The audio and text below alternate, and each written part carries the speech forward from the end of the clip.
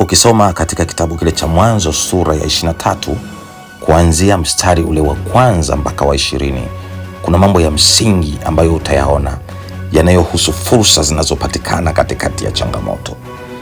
Wapendwa, maisha hayakosi changamoto. Katika maisha kuna nyakati za furaha, kuna nyakati za huzuni, kuna nyakati za kupoteza, kuna nyakati ya maumivu makali, kuna nyakati ambapo unafikiri Mungu amekuacha. Kuna nyakati katika maisha unadhani wewe hauna maana tena katika hii dunia, kwa sababu unapita katika mazingira magumu sana ambayo yanakufanya ujione kama wewe hauna thamani. Lakini siku ya leo naomba tujifunze somo linalosema fursa katikati ya changamoto. Ukisoma kitabu kile cha Mwanzo sura 23, Biblia inaeleza kwamba Sara mke wa Ibrahimu alikufa. Mstari ule wa kwanza sasa, basi umri wake Sara ulikuwa miaka 127, ndio umri wake Sara. Sara akafa katika Kiriath Arba, ndio Hebroni katika nchi ya Kanani. Ibrahimu akaja kumlilia Sara na kumombolezea. Mstari wa 3, akaondoka Ibrahimu kutoka mbele ya maiti wake, akasema na wazawa wa Hethi akinena, mimi ni mgeni, ninatembea kwenu, nipeni mahali pa kuzikia kwenu pawe pangu, nimzike maiti wangu atoke mbele yangu. Ukiendelea kusoma ile mistari yote kuna majibizano yaliendelea. Wale watu walitaka kumpatia shamba la bure Ibrahimu ili tu azike maiti wake, lakini Ibrahimu alikomaa mpaka mwisho. Alafu baadaye sasa akachagua shamba analolitaka, na mwisho wa siku Biblia inasema mstari ule wa 17, basi shamba la Efroni lililokuwa katika Makpela kuelekea Mamre, shamba na pango iliyokuwamo na miti yote iliyokuwamo shambani iliyokuwa katika mipaka yake pande zote, vyote viliakinishwa kuwa mali ya Ibrahimu mbele ya wazawa wa Hethi, mbele ya watu wote waingiao katika mlango wa mji wake. Basi baada ya hayo Ibrahimu akamzika Sara mkewe katika pango ya shamba la Makpela kuelekea Mamre, ndio Hebron, katika nchi ya Kanani, na lile shamba na pango iliyomo iliakinishwa kuwa mali yake Ibrahimu na wazawa wa Hethi kuwa mahali pa kuzikia. Kuna vitu vya msingi vitano, kuna mambo ya msingi matano ambayo yanapatikana katika haya maandiko tuliyoyasoma. Kuna kweli za rohoni 5 ambazo tunajifunza kutokana na maandiko haya ambayo tumeyasoma. Tumesoma mambo 5 ya msingi ambayo tutajifunza kutokana na maandiko haya ya kitabu cha Mwanzo sura ya 23 kuanzia mstari wa kwanza mpaka wa 20. Jambo la kwanza la kujifunza, changamoto inaweza kufungua mlango wa umiliki. Kitu cha kwanza tunachoweza kujifunza ni kweli Ibrahimu alikuwa na uchungu sana. Mke wake kipenzi alikuwa amefariki. Mke wake mwandani wake Ibrahimu alifariki. Imagine kwamba mtu ambaye ndio life partner wako amekatishwa maisha. Ungekuwa ni wewe, yamkini ungekaa na kuomboleza na kulia sana, lakini Ibrahim pamoja na hilo, kuna kitu cha ziada ambacho Mungu alikiweka ndani ya Ibrahim, kilichomfanya Ibrahim katikati ya changamoto ya kufiwa na mke wake akaiona fursa. Na fursa ya kwanza aliyoiona, Ibrahim aliona changamoto inaweza kufungua mlango wa umiliki. Ibrahimu alimpoteza Sara, alihitaji mahali pa kuzikia. Hapo ndipo akaanza mchakato wa kutafuta shamba la kununua. Kilichoanza kama huzuni kiliweza kugeuka na kuwa umiliki wa ardhi. Hii haikuwa tu kaburi, lile halikuwa tu ni kaburi, lakini ilikuwa ni mwanzo wa umiliki, ilikuwa ni mwanzo wa urithi. Wakati mwingine unapopitia maumivu, Mungu anakuandaa kupokea kitu kikubwa zaidi. Usione tu hasara unayoipoteza wakati huo, kwa sababu tayari kama ni hasara umeshapata, lakini jifunze katikati ya hiyo hasara kuna kitu gani cha msingi ambacho unaweza ukakivuna, alafu kikawa kumbukumbu katika maisha yako. Nataka nikwambie, Ibrahim ni kweli alimpoteza mke wake mpendwa, lakini katikati ya kumpoteza mkewe, katikati ya maumivu makali, Ibrahimu alipata fursa ya kumiliki ardhi. Alipata fursa ya kumiliki ardhi. Ibrahimu alipata fursa ya kumiliki ardhi. Nataka nikwambie, katika changamoto unazopitia, Mungu huwa anakuwa ameficha fursa katikati ya hizo changamoto. Katikati ya hizo changamoto unazopitia kuna fursa, ni vile tu kwamba bado haujaona. Katikati ya hizo changamoto kuna fursa, ni vile bado haujaona. Nataka nikwambie, tulipokuwa tunasoma kitabu cha Mwanzo sura ile ya 21, tuliona namna ambavyo Hajiri alipokuwa ameondoka nyumbani kwa Ibrahimu, amefukuzwa na Sara. Alipofika katikati ya jangwa hakuona fursa yoyote, lakini katikati ya jangwa Mungu alipofungua macho ya Hajiri akaona kuna kisima cha maji. Akateka maji akamnywesha mtoto wake Ishmaeli, na mtoto wake Ishmaeli akawa hai. Nataka nikwambie siku ya leo, hata kama uko katikati ya jangwa, bado kuna fursa imejificha katikati ya hilo jangwa. Bado kuna fursa Mungu anatamani uipate katikati ya hilo jangwa, katika jina la Yesu. Mungu akupe macho ya kuona fursa iliyoko katikati ya jangwa, kama Ibrahimu alivyoona kuna fursa ya kumiliki ardhi katikati ya msiba wa mke wake. Katika jina la Yesu na kuombea Mungu akupe neema ya kuona fursa iliyojificha katikati ya matatizo. Changamoto unazozipitia, ndani yake kumefungwa fursa, ndani yake kumefungwa fursa, ndani yake kumefungwa umiliki, ndani yake kuna umiliki. Rapakasikete mayanda, na kutangazia siku ya leo, katikati ya changamoto iliyokukumba kuna fursa utaipata katika jina la Yesu Kristo aliye hai. Jambo la pili ambalo tunajifunza, changamoto ni msingi wa kujenga heshima na mahusiano. Ibrahimu alizungumza kwa hekima sana na wale wenyeji wa ile nchi, nao wakamwita, wewe ni mkuu kati yetu. Katikati ya huzuni yake bado alionyesha hali ya heshima, alionyesha hali ya unyenyekevu, alionyesha hali ya busara. Tunasema changamoto huwa zinajenga heshima na mahusiano. Nataka nikwambie, wakati mwingine pengine Ibrahimu angezungumza na wale watu akiwa katika hali ya furaha, wasingemsikiliza, lakini changamoto ya kufiwa na mke wake iliwafanya wale watu wakawa na sympathy, wakawa na huruma kwa Ibrahimu, na ndipo ambapo Ibrahimu akatambulishwa kwao kama ni mtu mkuu. Ibrahimu alitambulishwa kwao kama ni mtu mkuu kwa sababu ya kifo cha Sarai. Yamkini kama Sara asingekufa, wale watu wasingemtambua Ibrahimu. Wakati mwingine changamoto huwa zinatutambulisha, wakati mwingine matatizo ndio huwa yanatutambulisha. Rapakasiketema kandarabasike. Nataka nikwambie, kuna baadhi ya changamoto ambazo umezipitia ndizo Mungu anataka kuzitumia kukutambulisha kwa watu. Wapo watu wengi ambao walitambulishwa kutokana na changamoto walizozipitia. Wapo watu wengi walitambulishwa duniani kutokana na matatizo yaliyowakumba.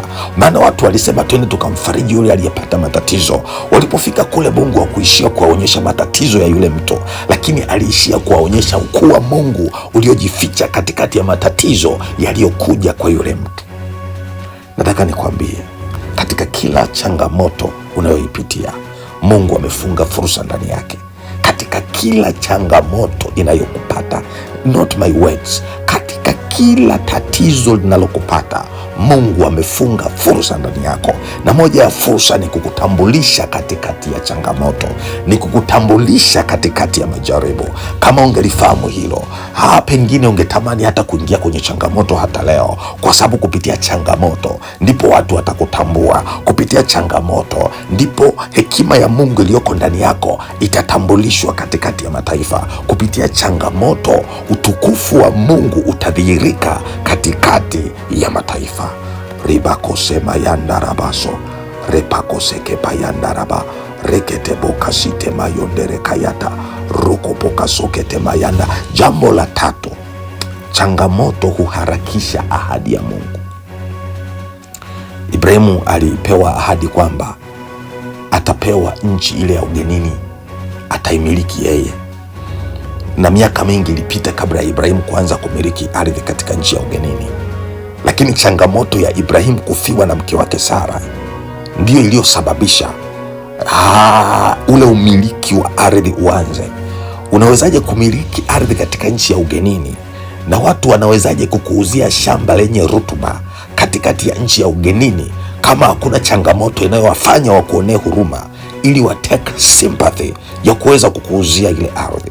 Ibrahimu anapata chansi ya kuuziwa ardhi yenye rutuba, yenye mashamba ya miti yenye miti ndani yake, ardhi yenye rutuba, kwa sababu ya kifo cha Sara. Nataka nikwambie, hakikuwa tu kifo cha Sara, ulikuwa ni mwanzo mpya wa Ibrahimu kuweza kumiliki ardhi. Hakikuwa kifo cha Sara tu, ilikuwa ni mwanzo mpya ya umiliki, ya fursa za umiliki kwa Ibrahimu. Maana Biblia inanambia ya kwamba baada ya kile kifo cha Sara ndipo Ibrahimu akapata lile shamba na kulimiliki, akalinunua likawa la kwake.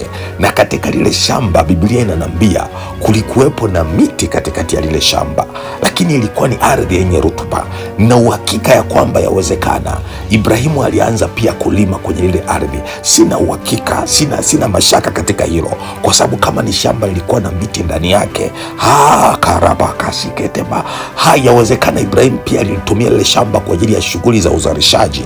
Biblia haijasema hivyo, lakini nawaza yawezekana kupitia shamba lile Ibrahimu aliweza kulitumia kwa ajili ya fursa mbalimbali za kiuchumi. Kwa hiyo alipokuwa akikumbuka kifo cha Sara, alikuwa pia anaona fursa ambazo zimepatikana kupitia kifo cha Sara. Kwani ngoja nikuulize swali, wakati mwingine unapofiwa, rambirambi huwa hazikusaidii kupata fedha ya kuanzisha miradi mbalimbali. Wakati mwingine watu wanapokupa pole, wanakufariji, kama una akili timamu, ile fedha ya rambirambi watu wengi wanaitumia kwa ajili ya kuweka kitu cha kumbukumbu, kwa ajili ya kuweka kitu cha kumbukumbu ambacho kinaonyesha kwamba okay, tuliwahi kuwa na mtu fulani katika familia yetu alifariki, na fedha ya rambirambi tulitumia kwa ajili ya kufanya kitu fulani. Kwa hiyo wakati mwingine fursa hata za kufiwa tu huwa zina predict, huwa zina determine mwanzo mpya wa kitu kingine. Nataka nikwambie, hauwezi kuishi na ndugu yako milele. Wakati mwingine unapopata changamoto, jifunze kugundua fursa ambayo imefichwa katika hiyo changamoto unayopitia, katika jina la Yesu Kristo aliye hai. ramanderebokasikerebas ribokasuketemayandaraba. Jambo la 4, changamoto sio mwisho. Changamoto sio mwisho wa maisha.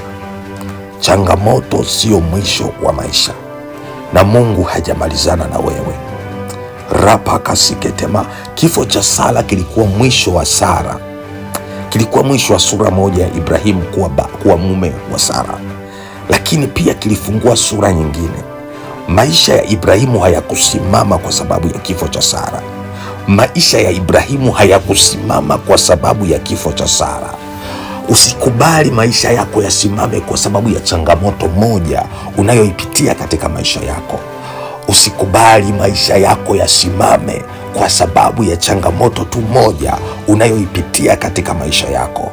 Kandarabasikereba. Lazima maisha yaendelee, lazima utafutaji uendelee, lazima kumtumikia Mungu kuendelee, lazima marathoni zako za kukimbilia mafanikio yako na destiny yako ziendelee. Usikubali kukaa chini unapopita katika changamoto. Hata kama umeachwa, usikubali kukaa chini. Lazima maisha yako yaendelee, lazima huduma yako iendelee, lazima kazi iendelee, lazima kila kitu kiendelee, lazima kila jambo, kila mission ulioipanga katika maisha yako iendelee. Changamoto sio mwisho, sio mwisho. Changamoto ni mwanzo na ukurasa mpya wa mambo mengine ya baraka katika maisha yako. Yawezekana kuna mtu uliyempenda sana alikuacha. Yawezekana kuna mtu ambaye ulimheshimu sana alikuumiza.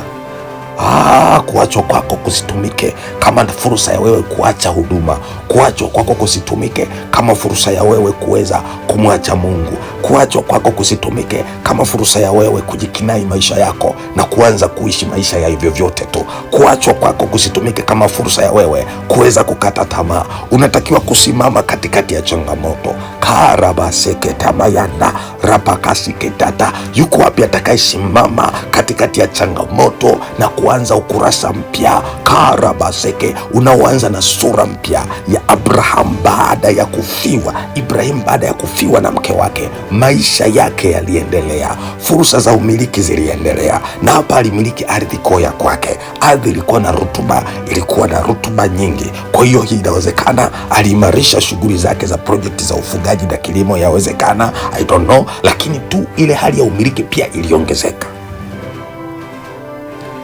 Riba kusapayanda bakasi rekete bakayanda rabase karabase ketema. Lakini pia changamoto ni nafasi nyingine ya kukupa kutafakari, kitu gani unaweza ukakifanya ambacho kikawa ni kumbukumbu katika maisha yako, ya kukupa fursa ya kuanza mambo mapya. Changamoto ni nafasi ya kuonyesha uadilifu. Ibrahimu alipewa nafasi ya bure ya kupewa ardhi, lakini pia alikataa, akataka lazima ainunue, ailipie. Kwa hiyo changamoto wakati mwingine changamoto wakati mwingine huwa inazalisha dhana ya uaminifu wako, inakufanya uwe na unyenyekevu, inaonyesha sura ya unyenyekevu. Unapopata changamoto, kuna zile batani za unyenyekevu ndani yako huwa zinasimama. Uwaga unaangalia mtu hata akifiwa, wakati mwingine muda wote anakuwa na mawazo, na unapokuwa na mawazo ndio muda ambao unaweza ukatafakari mambo mengi ya msingi katika maisha yako. Unapokuwa na stress, wakati mwingine dhana ya unyenyekevu huwa inanyanyuka ndani, lakini kumbuka katika kitabu cha Yakobo, Mungu huwapa neema wanyenyekevu. Unapokuwa katika hali ya unyenyekevu, ndio neema ya Mungu huwa inanyanyuka kwa wingi katikati yako, ndio neema ya Mungu hunyanyuka kwa wingi katikati yako. Changamoto ni fursa, ndugu yangu, katika jina la Yesu Kristo aliye hai.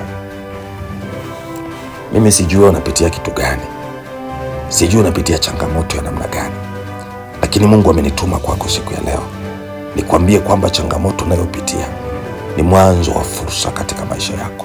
Mungu amenituma nikwambie hivi, changamoto ulionayo itazalisha mambo mengi. Changamoto ulionayo inaweza kukupatia fursa nyingi, fursa za kiuchumi, fursa za kihuduma, fursa za kutambulika sana, fursa za kibiashara, karabaseke, fursa za kupata mwanzo mpya, fursa za kupata umiliki mpya. Wakati mwingine kuachwa na mtu aliyekunyanyasa kwa miaka mingi ndio fursa ya kumpata mtu sahihi kwako. Huwezi kupata mtu sahihi kwako kama hujaachwa. Ni lazima uachwe na mtu aliyekutesa, ndipo mpate mtu mpya anayeweza kukujali. Unaweza kuachwa na mume wako, unaweza kuachwa na mkeo, unaweza kuachwa na mtu ulimekuwa naye kwenye mahusiano kwa muda mrefu, lakini ikawa mwanzo wa kukutana na seko ya watu wapya ambao ni wa muhimu zaidi katika maisha yako, katika jina la Yesu. Mungu akupe neema ya kuona fursa katikati ya kila changamoto. Mungu akupe neema ya kuona fursa katikati ya kila changamoto, na kuombea katika kila changamoto unayopitia. Mungu akupe neema katika kila changamoto unayopitia. Mungu akupe neema, changamoto yako ikazae faida, changamoto yako ikazae faida. Karabasiketemayandalaba, changamoto yako ikazae faida kwa jina la Yesu. Changamoto yako ikazae faida kwa jina la Yesu. Changamoto yako na izae faida, changamoto yako ikazae faida. Rapakasakatamayanda reketebokasikereba rokopokasiketemayanda karabakuseketema. Msiba wako ukazae faida, kuachwa kwako kukazae faida, changamoto yako ikazae faida, maumivu yako yakazae faida. Rokopokasiketem rapakuseketemayanda. Kama mama mjamzito anapopata utungu ukamuuma sana, utungu wa maumivu makali sana, lakini mwisho wake anazaa mtoto, rapakasikerebakayata, ikawe hivyo kwako. Utakapopitia maumivu makubwa, yakafanyike kuwa faida, yakazae faida kwa jina la Yesu, kwa jina la Yesu, kwa jina la Yesu, kwa jina la Yesu, mwana wa Mungu aliye hai. Ninakuombea ukabarikiwe, ukainuliwe na neema ya Mungu ikawe katikati yako. Mungu akakupe kuona fursa zilizojificha katikati ya changamoto, katika jina la Yesu Kristo, jina la mamlaka la Yesu Kristo, amen. Kama wewe haujaokoka, nifuatishe maneno haya. Sema, Bwana Yesu, ninakuja kwako, mimi ni mwenye dhambi. Ninakukubali Yesu kuwa ni Bwana na Mwokozi wa maisha yangu. Ninaokoka na kukuamini wewe. Futa jina langu kwenye kitabu cha hukumu, niandike jina langu kwenye kitabu cha uzima. Kuanzia leo ninaokoka na kukuamini wewe Yesu, katika jina la Yesu, amen. Ukihitaji maombi na maombezi, tafute kwa namba ya simu 0621 029 725. Mungu akubariki, Mungu akupe neema, changamoto yako ikazae faida, maumivu yako yakazae faida, shida yako ikazae faida, kila ulichonacho kikazae faida kwa jina la Yesu Kristo. Na kuombea kila ulichonacho, kila kinachokutesa kikazae faida kikabadilike na kuwa faida, kikabadilike na kuwa umiliki, kikakutambulisha katika sura mpya, kwa jina la Yesu mwana wa Mungu aliye hai. Ninakutangazia leo ya kwamba kila unachokipitia kitazaa faida. Ribokadaba sekete maya rekabako sekete mayanda ribodoskerebo kasika. Kila unachokipitia, kila ninachokipitia kitabadilika na kuwa faida. Kila kigumu ninachokipitia kitabadilika na kuwa faida. Kinaenda kuzaa faida sasa, kinazaa faida kwa jina la Yesu, kinazaa faida kwa jina la Yesu, kikazae faida kwa jina la Yesu. Iwe ni kusalitiwa, kukazae faida kwako katika jina la Yesu. Iwe ni ugonjwa, ukazae faida kwako karaba sekereba. Iwe ni kuachwa, kukazae faida kwako karikarabababase. Uwe ni msiba, ukazae faida kwa jina la Yesu Kristo. Kila changamoto unayopitia ninatamka ya kwamba ikazae faida katika maisha yako katika jina la Yesu, jina la mamlaka la Yesu Kristo, na kutuma ukabarikiwe. Siku yako imebarikiwa kwa jina la Yesu. Amen, amen, amen.